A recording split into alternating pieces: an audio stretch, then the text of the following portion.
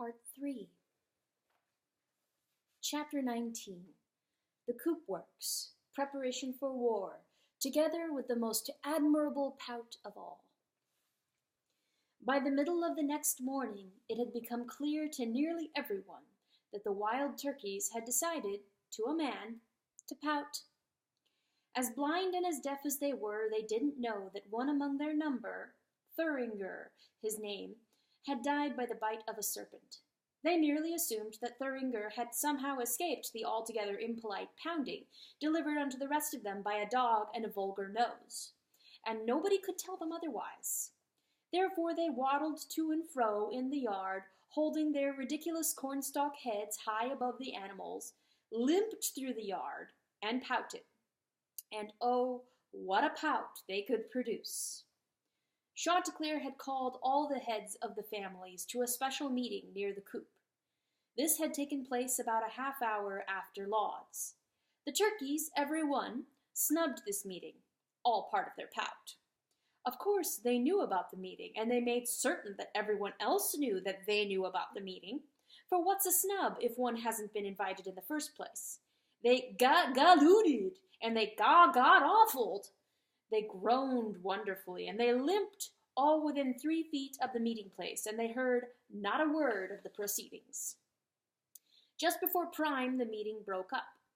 Every father returned to his own breed and explained the information and the explicit commands which Chanteclair had given them. And when the families had learned the parts they were to play in the war effort, they went to work. Every animal in the yard learned a duty, and the crow of prime signaled the time for each to start his duty. The wild turkeys, however, were decided upon a personal duty. Their duty was to pout. One of them, Corningware Turkey by name, stumbled and flubbered into the coop itself. Once inside, he slammed the door with a right proper bang. Then he opened the door and stumbled out again, turned around and slammed the door again. With his bottom wattles stuck out to the distance of a foot, for that is the expression of a pout, he re-entered the coop and banged the door, came out and banged the door, banged the door and banged the door. If anyone passed by, he casually lifted his stubby wing so that his many bruises would be apparent, and then banged the door in that someone's face.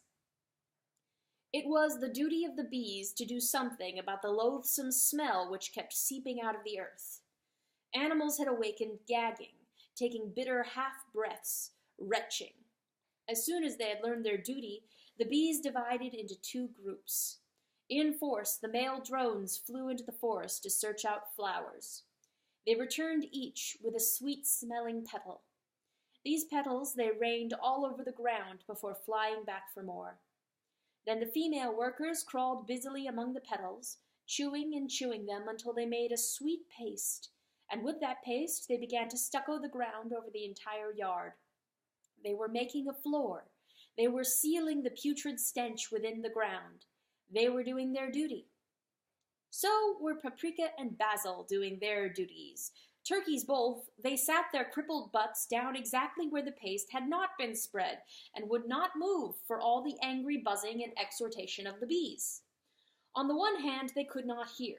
On the other hand, they chose not to see the fussing bees, for that is the business of a good pout. And on the third hand, they had absolutely no idea why the bees had undertaken to sticky the entire ground around the coop.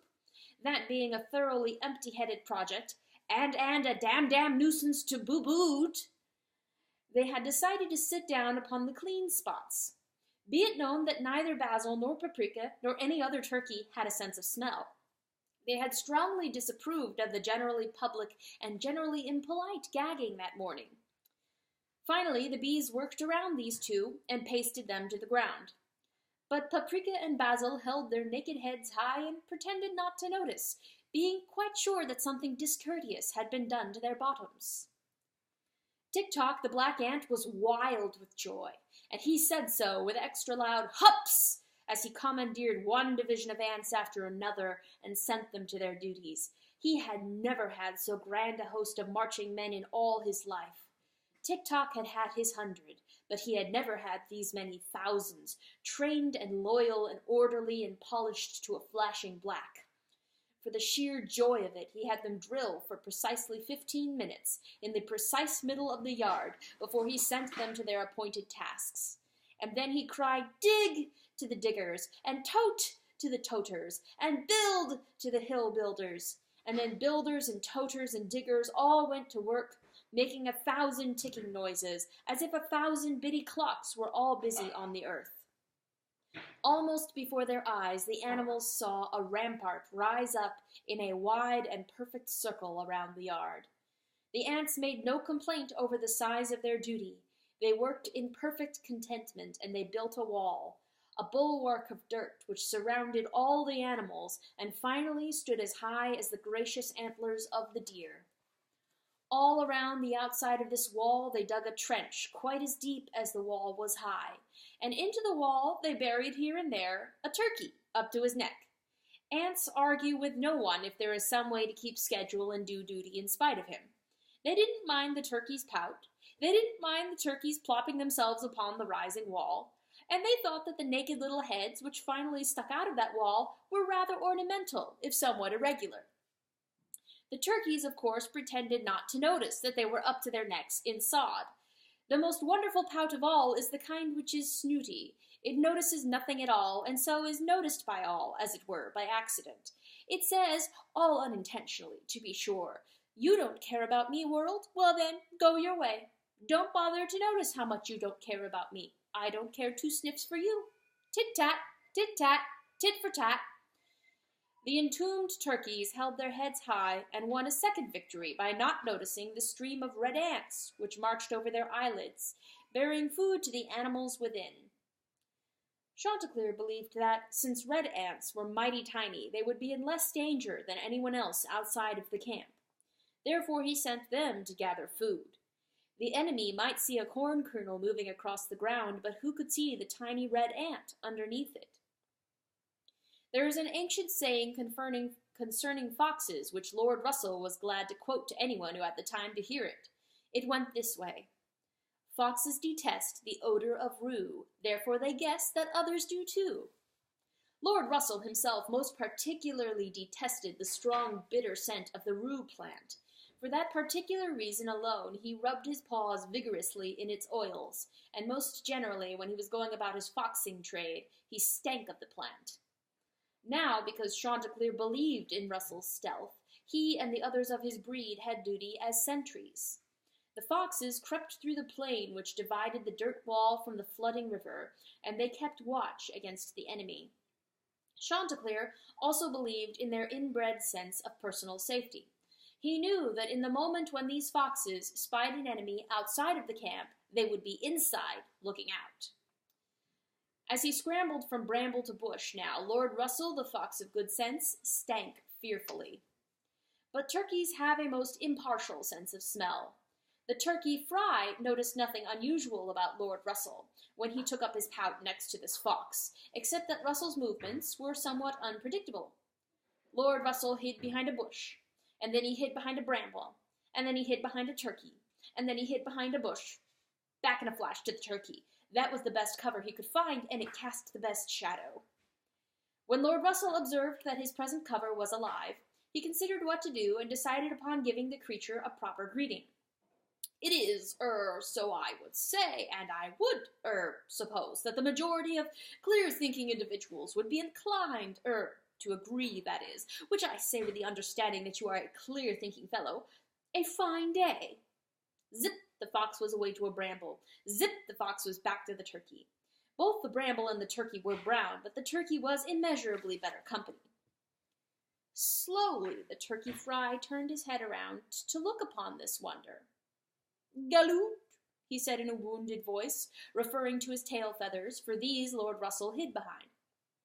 "To the point," the fox exclaimed. "I am self of the same trenchant, not to say incisive and/or trenchant, opinion." "Galoot," said Fry, turning fully around and pointing to the bruise on the top of his head. "A modification not to be dismissed." Lord Russell did not notice the bruise, nor did he speak to it.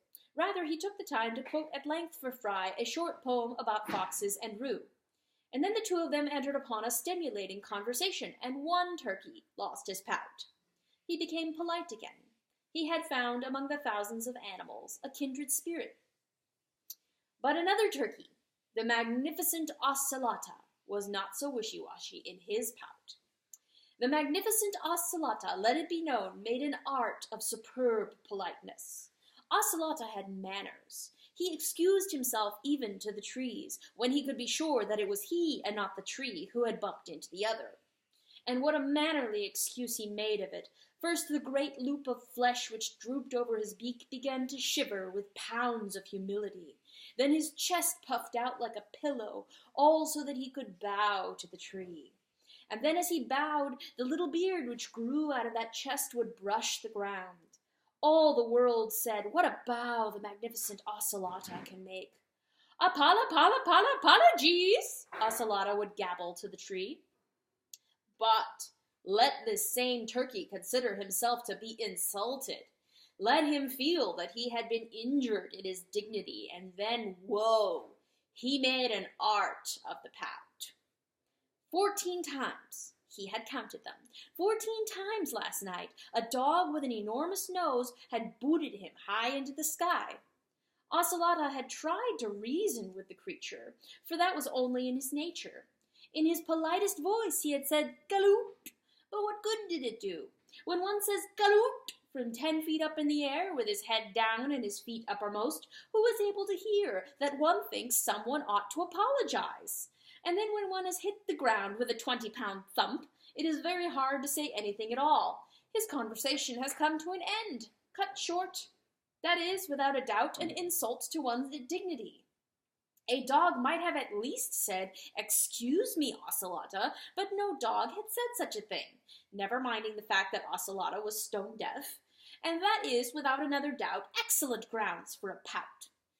The magnificent Ocelot pouted, and that right at the source of the indignity. After a long investigation, he found out where this dog was lying in the camp, and he took up his pout nowhere else but there. Pout! Mundocani heard a noise. He raised his sorrowful eyebrows without moving his head and noticed that there was a turkey in his neighborhood. This turkey was scratching furiously at the ground, as if the ground were hateful. He was muttering to himself violent, unseemly words. "Galoot! Galoot!" He was shaking the loop of flesh which overhung his beak, and he was eating pebbles as if they were berries. "Oh, some food! Galoot food!" The turkey muttered. "Oh, some day! Galoot day! Oh, some company! Galoot company! Oh, some world! Galoot world! Galoot, galoot, galoot world!"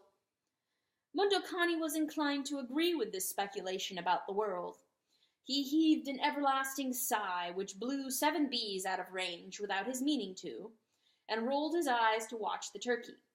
The sight alone caused him untold guilt, but he looked at Ocelot anyway. One does one's work in the galoot heat of the galoot day without complaint. Oh, some day! And who has bruises all over his body, and whose poor muscles ache? One's! Such fine chest hairs this blessed creature has, thought Mundocani to himself. And then it dawned on the dog that the turkey was eating all the pebbles which lay in a straight line to him. If the turkey continued as he was going, he would soon be at Mundocani's tail. "Then I am in the way," Mundocani sighed. "Always I am in the way." These words brought him very close to tears, but he controlled the impulse and moved his tail so that it stuck straight out behind him. Without a blink and without a pause, as busy as the next one in the yard, Ocelot changed directions and continued to aim for the tail, swallowing pebbles and mumbling. Mundocani thought that perhaps he should say something to announce his presence in this place, but the turkey was so busy that he was ashamed to interrupt him. He moved his tail again. Again the muttering turkey changed directions, and he was getting closer. There was nothing left for the dog to do but to pretend that he was not there, so he pretended with all of his might that he was not there, and he watched while the turkey swallowed up the last pebble before the tip of his tail. The turkey, being so busy about his work, did not stop. His next mouthful was a tuft of Mundocani's hair. "Oh, some food, galoot food, foul, hairy food!" Great tears rolled out of Mondokani's eyes and made pools in the dust on either side of his nose, but he was pretending that he was not there, so he only sighed and was quiet and watched the oblivious turkey. The turkey took a mouthful of tail hair. He ripped a mouthful of rump. He pulled a mouthful of back, a mouthful of withers, a mouthful of neck. The water streamed from Mondokani's eyes and nose, but he lay still and said nothing. He was very, very sad, a turkey on his back. Master of the universe, why did he always have to be in the way of everybody? The muttering turkey took a bite of hair from the top of his head, and then, suddenly, he was eyeball to eyeball with the dog. He stopped and gave Mondokani a piercing stare directly into his left eye. Mondokani looked back and wept. "Oh!" cried the magnificent Ocelot without moving an inch. "Are you here? I didn't notice you," he shouted. "On account of I am not worth the notice," said Mondokani dog. "But by good manners," shouted Ocelot, "I, for one, know that when someone should say, 'Excuse me,'" the turkey then pealed, "They say, 'Excuse me!' at the top of his lungs. "You're excused," said Mondokani. But the dog spoke to Ocelot's rear because the satisfied turkey was already waddling away. It had been a most admirable pout. Pebbles rattled in his crop as he waddled. Then Mondokani couldn't help himself. The word came out of him altogether on its own. He wailed piteously. Several hundred animals in his area stopped work, looked, and then wondered at the hairless stripe up his back. And Chanteclair, who had been overseeing the creation of the animal camp, walked over. "It's shaping up, Mondokani mutts," he said cheerfully. "There's a place for everyone, a job, and every family is settling in. And the food is coming, and the stink is going, and I am right pleased." He stopped. He glared at the dog. Mondokani was weeping without an end. "What's this?" the rooster hissed. Mondokani shook his head. "Why, you're a pump! You're a running pump! Who flushes you every time I look around?" "Ah, pump," the dog managed to say, and then he delivered himself over to heavings of the breast and sobs. Chanteclair glanced quickly around. 2 turkeys were waddling over to begin new pouts. The rooster flew at them and aimed them elsewhere in the yard. He returned to the dog. He put his beak to Mondokani's nose. "Weep yesterday," he hissed. "Weep next year. Weep with your fat head beneath the river, but don't weep here, and don't weep now." "Oh!" Mondokani's chest convulsed. It had finally happened. The dam had broken loose inside of him. Sorrow burst out everywhere, and nothing in this world could plug it. "Walter!" Chanteclair choked, and then he jammed his wing down Mondokani's throat. "Dog, do you have any idea what is going to happen tomorrow? A war! A violent, bloody, murderous war! Serpents are going to fling themselves against our wall. They're going to reach into this place and kill what lives here. And this poor squad of animals is going to have to fight. Do you think they'll fight tomorrow if someone panics them today? They need great hearts, but you'll bleed them dry, every heart in the yard. I don't want it, Mondokani. Do you hear me? I don't want to hear drip out of you. Is that clear? Let them eat today. Let them sleep tonight. And then tomorrow we may have something to say to the enemy." Chanteclair looked closely at Mondokani. He held his gaze steady for a long time, and then when he spoke again, his voice was much less thorny, more level, and much more kind. "Mondokani dog, you saw and I saw, and no one else saw what is to come. You saw the damnable vipers, the slick candy shapes. You saw them knit Thuringer unto his death. And did you hear the name given to the deep root of this evil? His name is Worm." The dog closed his eyes. He struggled mightily against his sorrow. His mouth was dry. Feathers make a mouth dry. "We alone have seen this thing," the rooster said. He tested the dog. Slowly he began to withdraw his wing. "Mundokani, I need you. You know what nobody else knows. You witnessed the death, and you did not run away, but you became salvation for a flock of fools. You have a great heart, soul of mine, and I need you. Who else can run like the wind? Who else possesses such a talent? One day, years and years ago, God tossed a blessing to that nose, and that nose was big enough to catch it." When the wing was pulled all the way out of Mundokani's mouth, many long sighs followed after. Little feathers puffed out with the sighs and curled through the air, but no weeping came out. All of the sobs had gone home into the dog's breaking heart. "Good, good, Mundokani," Chanteclair encouraged him. "Good, soul of mine. Hush. Be at peace." He stood up, wiping his wings together like towels, and then he saw the dog's back. "Who bit you?" he demanded. Mundokani turned his head away. "Do serpents bite? Who bit you?" Mundokani looked back to the rooster and shook his head. He did this because he could not talk yet. He also did it because it really didn't matter who had bitten him, serpents or otherwise. Chanteclair was about to lay his head back and crow for the weasels, now his police force, but before he could, Mundokani placed a paw on the rooster's back and beseeched him with his eyes. The rooster reconsidered, stood still, and waited. It was a main struggle, for his throat was lodged full of lumps. But when he could finally speak, Mundokani put his eyes down and said, "A dog came here. A dog brought you evil. A dog is going away." At first Chanteclair was going to laugh, but in a rush, laughter was drowned in irritation, and he became instantly angry. "One lout of a dog," he said. "Will my lord look at himself?" Mundokani said woefully. "Here are two eyes that should have gone to sleep 2 years ago. Are they sleeping? Instead, they spend time on a dog of no value. Here is a voice that one night hallowed a lonely dog when he cried outside the door. How does this voice sound today? It has worry in it. The worry makes it hard. It has sorrow in it. The sorrow makes it break.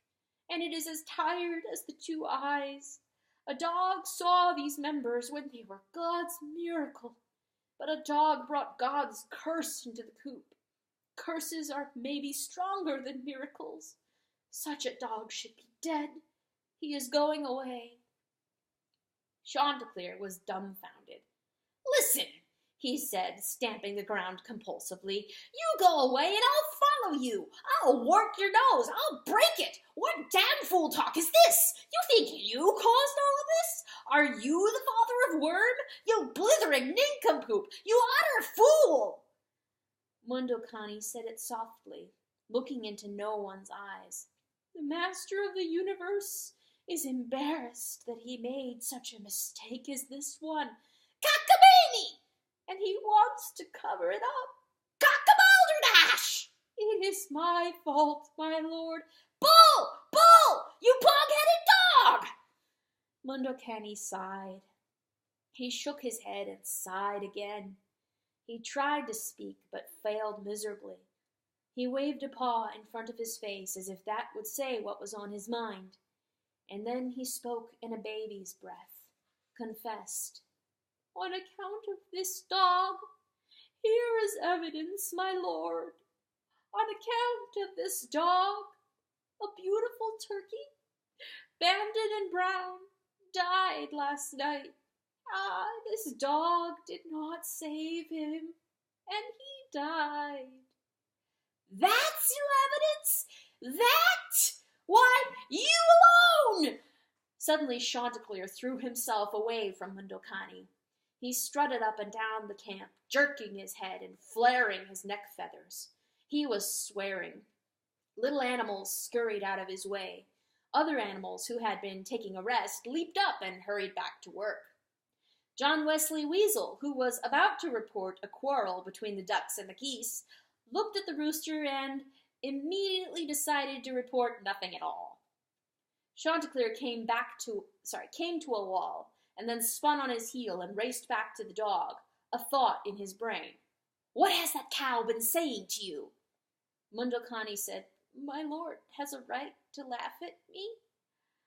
Your lord has a right to stuff you. What did the cow say to you yesterday? Did she saucer your mind? Did she convince you of guilt? Is that how she explains an evil? Yesterday evening there was a turkey. Yesterday, dog, there was a cow standing next to you in the back of the assembly. Once she sat with me, but then she said nothing at all. She talked with you. What did she say to make a miserable fool the more miserable? My lord must be right about something. When did he ever make a mistake? But cows don't take the time to talk with this dog. There was a cow? There was a cow! Chanteclair exploded. I thought her something good, but now I think... All of a sudden, Chanteclair sat down. His wings hung loose to the ground. His neck sagged. His eyes showed an infinite exhaustion. A trembling rooster faced a sad, sad dog. Hear this, Mundocani dog, he said. His voice was like sand. He put his two wings on either side of the dog's great nose. If it is God's curse which a dog brought with him into this coop, then a rooster needs the curse of God. Can you believe this? If it were a bushel of fleas which a dog brought with him, then this rooster would be happy for a bushel of fleas. A rooster needs a dog. A rooster has come to love him. Stay. For a long, long time, while the business of the day went on around them, Chanteclair looked at Mundocani dog, saying nothing. And then he laid his head down across the dog's great nose, and because he was so passing weary, the rooster fell asleep that way, and he dreamed no dreams.